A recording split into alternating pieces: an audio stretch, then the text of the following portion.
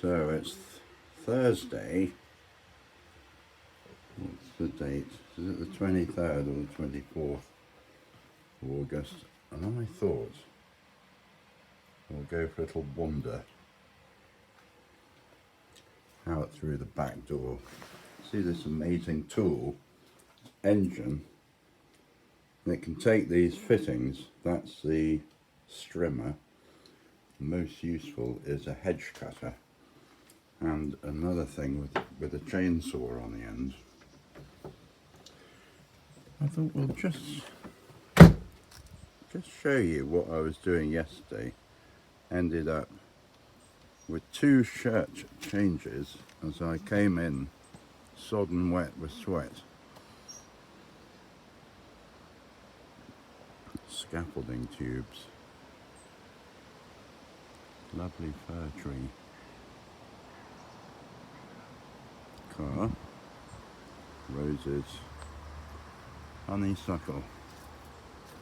2 honeysuckle. There's a lot of things with scent close to the doors, which is very pleasant.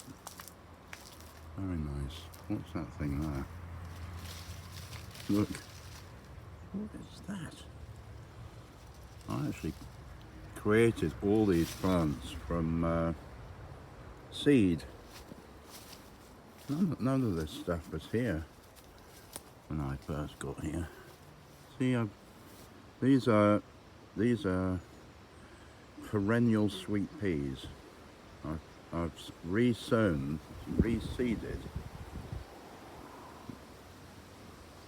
So basically I've collected the seed from someone else's house, grown them as little plants and planted them out all over the place. And they've naturalized, which means they've become natural here and have spread here all over the place. They're climbing plants, so they grow every summer, flower, the bees come along, the birds eat the seeds, and then they try and spread them hither and thither. But they'll spread easier if man takes a hand. But I've been cutting this grass with a little hand mower, which is sort of push.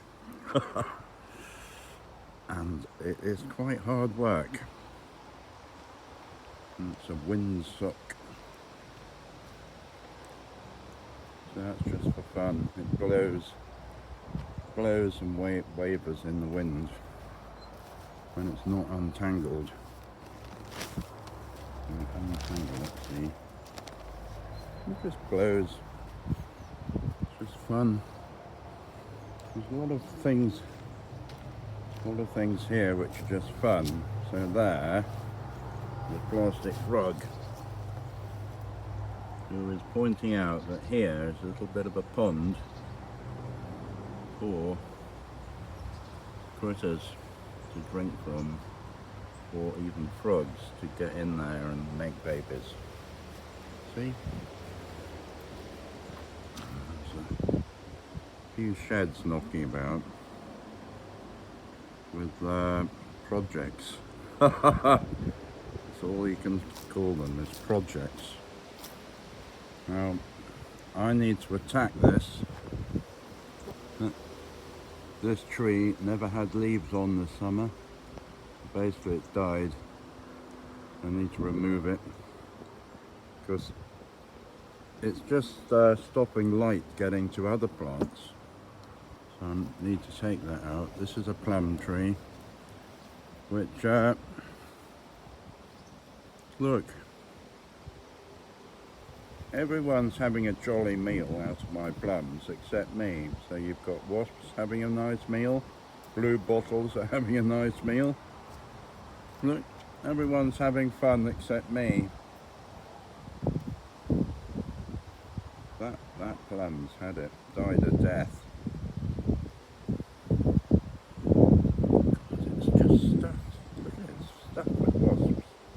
Full wasps. So if you decided, oh, I want that plum, those wasps, of course, would attack you and sting you. But this thing here, this is a buddleia bush, and I love this. I planted this deliberately for butterflies and bees, and there are loads, and there's a lot of rare, very rare butterflies. Because this is basically a limestone area, I mean, a minute ago I saw quite a rare little blue butterfly here, and I thought I must video this. In fact, he's over there now. Is he? Yeah, he's over there. It's a really rare butterfly. I must get video this. You don't see many of these blue, little blue ones. This is such an old shed. I repainted it this summer. But you can just see, I mean, look at these old doors. They're sagging on their hinges. And look, it's sagged on its hinge. But there, someone's decided to kick that. Why would someone want to kick an old door? What is the point? Just because it's old, they've kicked it, vandalised it. What's the point of doing that? They're beautiful old doors, but you see that gap? In there, I have seen swallows nesting all summer, and recently I saw a buzzard coming and going in there. Basically, the buzzard has discovered the delights of eating baby swallows. So he'll just get to the nest and just comfortably eat the babies out of the nest, because buzzards are bastards. It's nature. I do not like buzzards. They kill. Buzzards. Birds of prey kill. They're not nice critters. Now this plant here is interesting because it's called a teasel. So you've got a rather curious spiky flower with a barbed, this stalk has got barbs all the way along it. Quite nasty barbs. I mean, if I gripped that hard, I'd rip my hand to shreds. But I specifically keep these teasels here, and that one, and they reseed themselves. Each little hole was a flower, and each little hole is a seed, and they all drop down here by this building, which is a watermill. And in the past it started life as a fulling mill, and they used these plants for teasing the wool, which I think means straightening it out. That's why teasels grow by my watermill. I'm keen to encourage their growth. This is a watermill. This will be a very long video. This is a bank I was cutting the other day, and there was a hornet's nest down in the bank there. You have to be real careful. Hornets are big critters. But in fact, the hornets had discovered the nest of a wild bee, were helping themselves from the basically eating the baby bees. And hornets will eat anything: wasps, bees, adults, larvae, nests. They'll raid a beehive if they can. They can't get in it, but they'll eat all the bees coming and going. doing. Just a lot of hard work cutting the grass. Here's the water wheel, look. So yesterday I was cutting this ground with this little push mower. See, it's all in stripes. Up and down in stripes. It's not that short, but there's the cottage there. Now this weeping willow, I need to cut this big branch off. I need to get up there on a scaffold tower, cut that off. And whilst I'm up there, I need to clean the gutters of the cottage. This is an annex. See this lot here? I mean, this is like a hedge, but all that lot there needs to come out and be put in pots and transplanted. It's all a bit overgrown here. But look, there's grass growing in the gutter. That needs to come out. Little jobs. Look, roses round the door, look. It's a lovely little cottage. Little gate. And down there's a bit of a mill stream. It's all all a bit overgrown. But see where the cottage is? That greenery was not in the way. You'd be able to see the river here.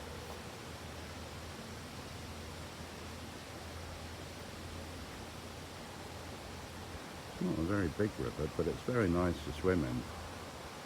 Beautiful for swimming in. And as is the mill stream. I mean, my mill stream here is like a natural swimming pool. It just needs this weed. Perfect. Look. Perfect swimming pool. Just needs a weed dragging out. And because this place was open to the public, I've got all sorts like life rings and stuff. See, life rings. I mean, at one point, 2004, 2014, this whole lot was manicured by me because the gardens were open to the public. And the public paid to come and look round. This is a funny old plant. I transplanted this from my hotel in Portmeadow. And these are like snapdragons. The flowers pop up every year.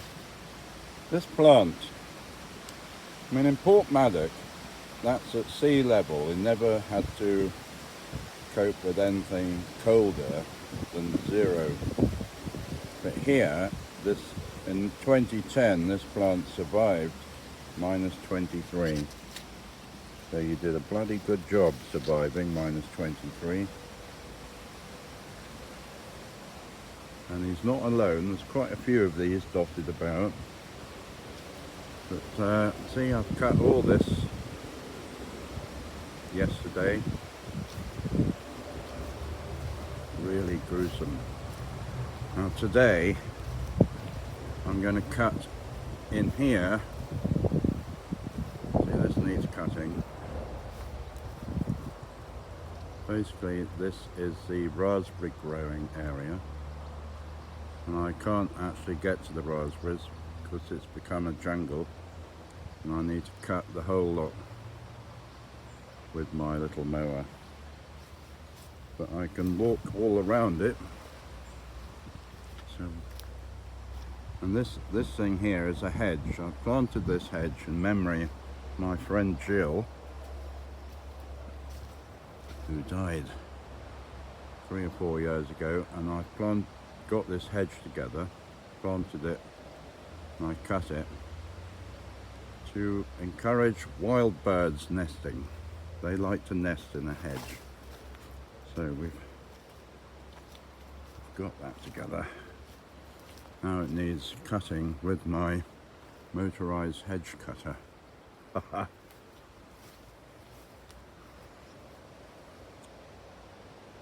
These things are called Himalayan balsam, and they're taking over. We don't want them. Look, this alder, this is alder, has decided to fall over. I had to tackle that. See, I've cut all this all the way along. There's a mill stream there. That feeds the water wheel. So we can go this way, look. Now here on the left is an osier bed. That's like an area where I grow willows. These are basket making willows. And these yellow ones, with the yellow, they're called Vitellina. They've got basically got a yellow stalk. So if you're making a basket with a bit of yellow and a bit of green, it's a bit more fun, see? But this is 2 years growth. Or is it 1 year? No, it's 2 years growth. Yeah, 2 years. And when I last cut them 2 years ago, I had a mountain of wood, which I tried to sell on eBay. It was on eBay for a year and a half, and I sold a load to a man from Oxford who makes yurts, and that's all I sold. I couldn't sell it. So I've taken it off eBay now, and it will just get chopped up for firewood. All a bit disappointing. It's very difficult to sell. Well, just in the, I mean, Jeanette and her children left in 2006. And in 2006, I planted 12 apple trees all the way along. So these are all apple trees were planted in a row in 2006. I mean, I planted them for the girls, fresh fruit, see? And within months of me planting the apple trees, they upped and left. But I get hundreds of apples off these trees, which I keep for the birds, the wild birds. I feed the wild birds with a few apples every week throughout the winter. And that keeps all the wild birds happy. The mill stream's here, look. It's quite a long walk. It's well, it's 200 metres from the water wheel up here, where there's a weir. This is a folly. This is a folly. Basically, I've grown these willows and bent them over to try and make a den. So I'm now standing in the middle of a den.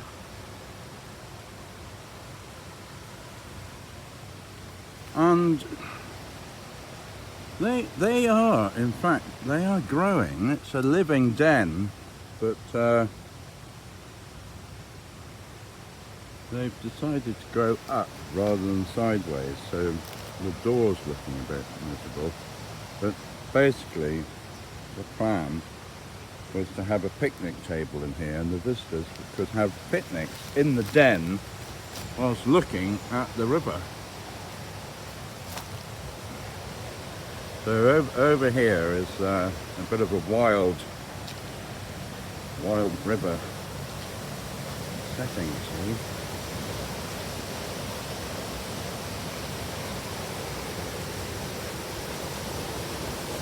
These sluice gates I have to open and close in the winter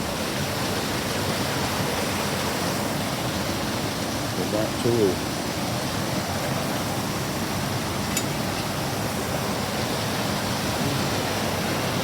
ongoing thing. So over there, down there, 200 meters down there is the water wheel. And then this stream is being man-made, constructed. And they put in this weir, deliberately built the whole weir. So they built this weir to create this mill stream to feed the water wheel. Massive.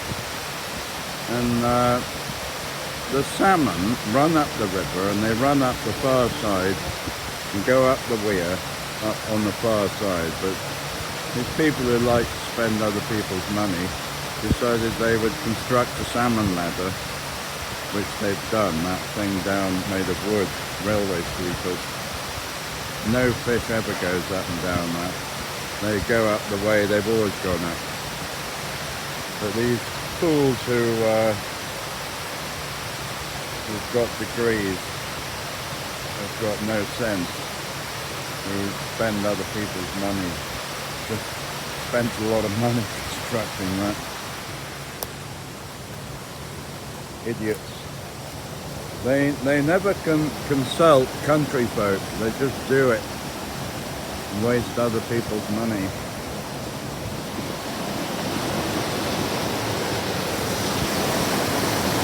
I mean, it would make huge sense to put in a turbine in here and make electricity. But this is a scheduled ancient monument in the guardianship of English Heritage. And although that makes a lot of sense to make electric out of that, you can't, because English Heritage would say no.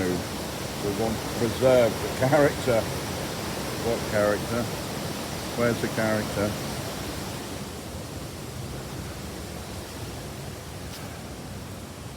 I have asked, and they said no. You see, I've cut all this. This was a jungle that tall. See, I've cut this yesterday. So it's now a comfy walk. Comfortable walk. Look. Oh, that's that. Gladys used to live there. So Gladys and her family own the sawmill over there. But bit by bit the family have died off. There are still family members involved in it though. There's the orchard.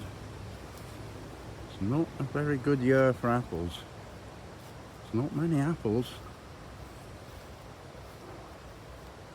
Not many apples on these trees. No red ones, that's for sure. I've not seen one red apple. Not one. Nothing else. Not one red apple. Bummer. There were some red apples last year.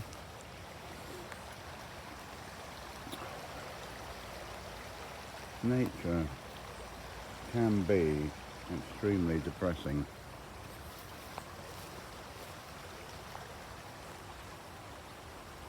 Yeah. Look at this, this thing's mad. It's sort of becoming like a cider apple tree. Look at the size of these apples. It's minute. Tiny apples and they're all green. Oh, red. It said on the packet they were red. I bought them as young apple trees and planted them out, and every single one said it was red. They were lying. Look, they're not red, they're green. Okay, which way should we go? That way or this way? Let's go this way. This was a jungle. Difficult getting through here with the lawnmower. Himalayan balsam taken over. willow trees have fallen over. This tree's fallen over, look at it. Really mad. I got stung like you wouldn't believe by these nettles. I mean, if these nettles touch any bare skin, that's it, you're screaming. And it got me, it nobbled me. Well, you can't see the signs, but I had red lumps all over my tummy yesterday after. Look what's going on here. That is an oak tree. Oak tree there. Look, it's not very big, and already he's got acorns coming. Tiny tree for acorns. Anyway, back through the jungle, look. There's the back of the raspberry area. And this is like an overflow. In the winter, the stream here floods and it overflows down into that. I've seen this whole area underwater when the river's in flood. It gets a bit mad. Anyway, you do not want to walk along here in the dead of night, because as you're walking along in the dark, that will go right through you as you walk into it. That's going to hurt. This place is not open anymore to the public. English Heritage shut it on health and safety grounds because it's a water mill. When things are working in the mill, whirring, they didn't want to have to. Well, I mean, when it's open to the public, we keep a close eye on everyone, but you know, there's always one small boy who decides he wants to get into this nook and cranny and end up in the mix, all churned up by the gearing. Because there's a lot of gaps and holes where a small boy could actually go investigating. And English Heritage didn't fancy paying out vast sums in compensation for the loss of someone's child. So they shut it to the public. And it's all because these lawyers advertise on the TV, lawyers for you, if you have an accident, will represent you free of charge. So places like this are now closed to the public. Nationwide, no one wants to be sued. And my accountant is also a director of Dudley Zoo, and they have watched on video a family putting their kid in a culvert, in a drain, and then going to the office and reporting that their child had fallen in a drain. So the staff rush out, and sure enough, the child is in this drain. Oh my God, well, it's a terrible accident. But they go back and check the video and watch the parents putting their child in the drain.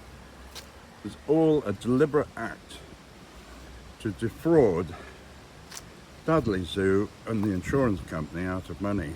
And there are people doing that every day of the week in this country, looking for ways to defraud. And I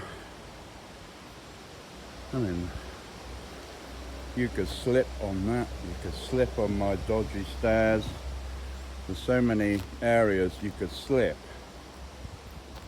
and claim accident, you've had an accident, so it's just best that they don't come here, the public. So the nearest you'll ever get is a video. Now that is a bee's nest. Those are mason bees, and they lay an egg in the tube, shove in a little leaf off a plant, and then block the entrance up with soil. And after a year, the grub will hatch out, eat the leaf, burrow its way out, and fly off and find a mate. And that is the life cycle of a mason bee. and I've provided a little nest that's been there for about 6 years. And they also find little holes in the walls and do the same. So it's a great habitat. The limestone, see, this is all limestone. So basically, down there, down that track is a limestone quarry, and this whole area used to be underwater. We used to basically be where Nigeria and Ghana are years ago. So the Earth's crust has moved about. I mean, we just sit on top of this crust of Earth. So if we shut our eyes and go back a few million years, we could open them and find ourselves underwater in an ocean somewhere south of the equator. And for millions of years, the seashells lived and died, lived and died, lived and died. And as the seashells and little mollusks and things in the seashells died, it settles on the floor of the ocean, builds up, builds up, builds up. Before you know it, there's 12 feet thick of rock. The Earth, the Earth's crust moves us up to above the equator, up to here, and we dry out because we're not in the ocean anymore, and the 12 feet thick of seashells becomes this rock called limestone. My whole house and the watermill is made of limestone, so I build this shed to keep my logs in, and I build it out of limestone, well, part limestone, to try and match the actual house. And because I'm an adventurous spirit, I have built into this thing little oddities. So watch carefully as I walk towards this wall. In there, in the stable, is a little black horse. In the stable, built into the wall. So that little black horse could last for hundreds of years.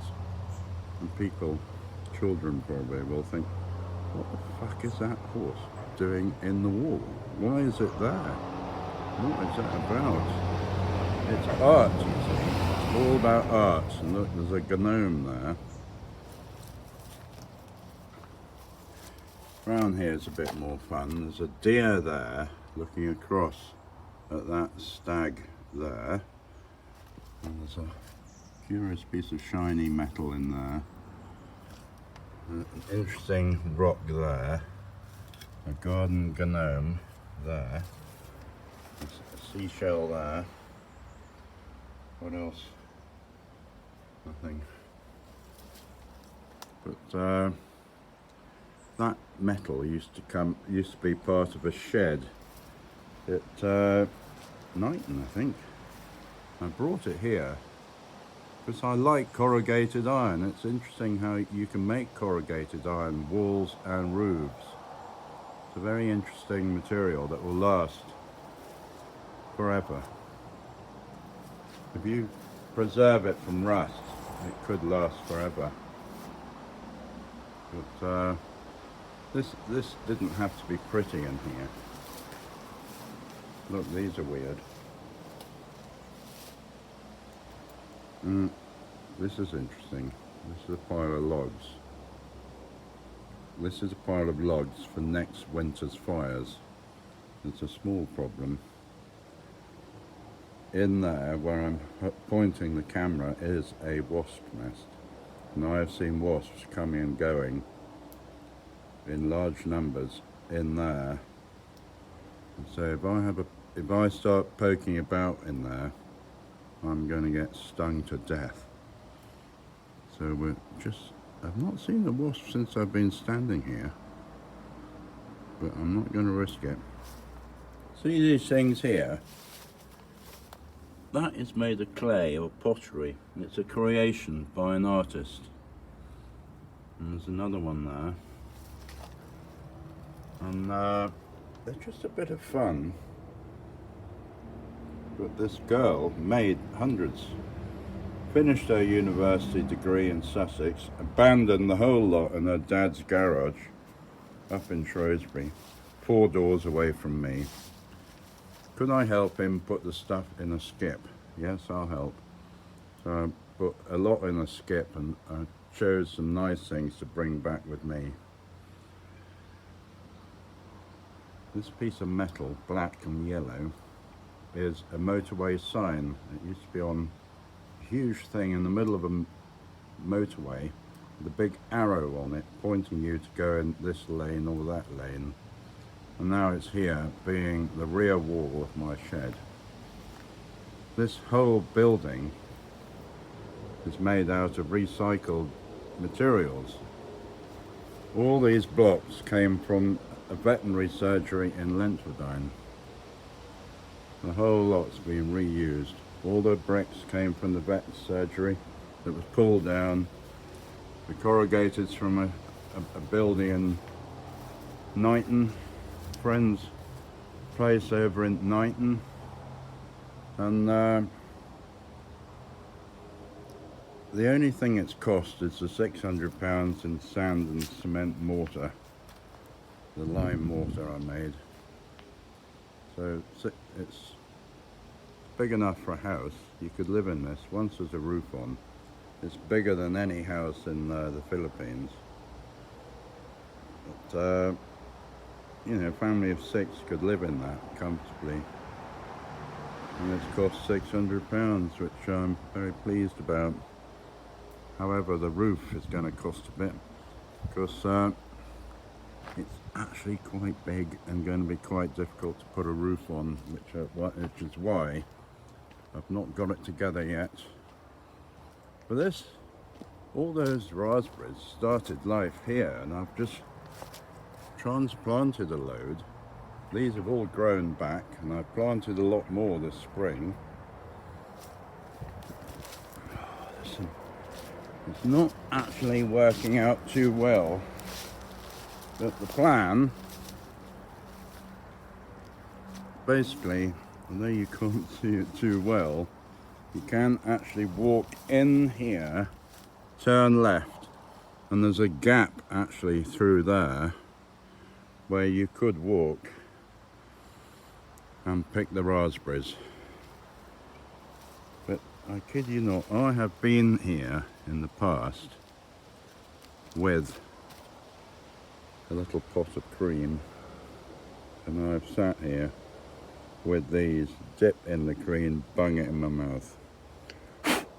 And that is the ultimate in decadence. Why not? Straight off the bush, into the double cream, into your mouth. Yummy. Raspberries. And